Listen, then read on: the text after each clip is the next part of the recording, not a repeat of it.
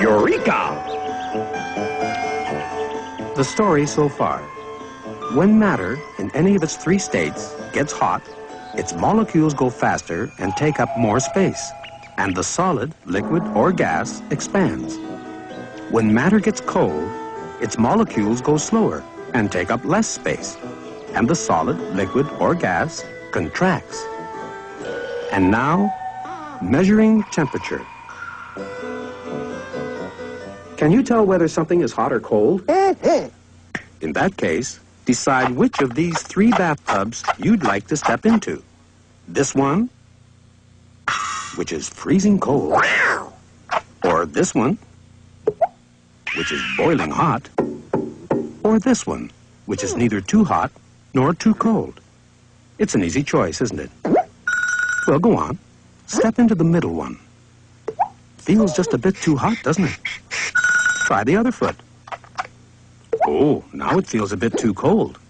Well, perhaps judging whether something is hot or cold isn't so easy after all. This is because the human body can only notice differences in hotness or coldness, how hot or cold something is in comparison with something else.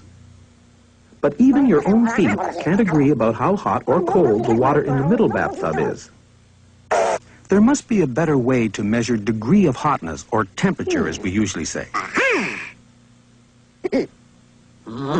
What do we know about hotness? Well, when the temperature of something goes up, its molecules go faster. The molecules in the boiling hot bath water are going too fast for comfort.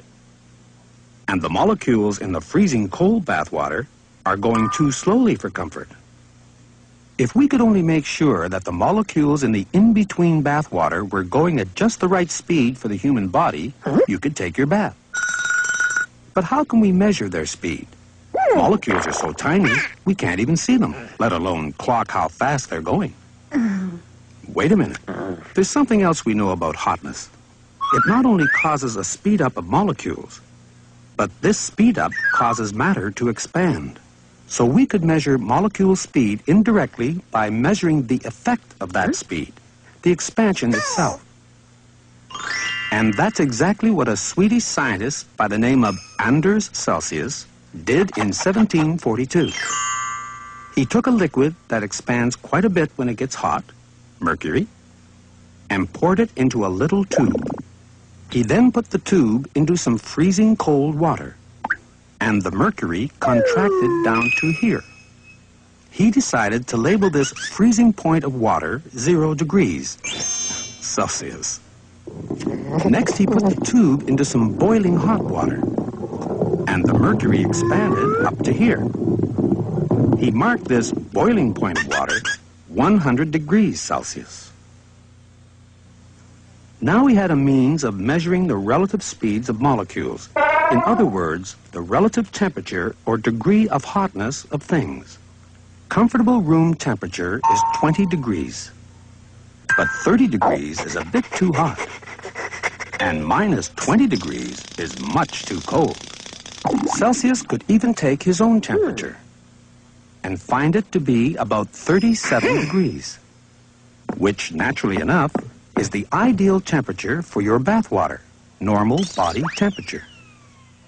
All you have to do is adjust the water to 37 degrees, and you'll finally be able to take your bath, courtesy Anders Celsius and his hotness meter. Or if you prefer the Greek word for hotness, which is thermos, as in thermos bottle, his thermos meter, or thermometer. Is your bath water at the right temperature now? Oh, my. Perhaps you should have taken a shower.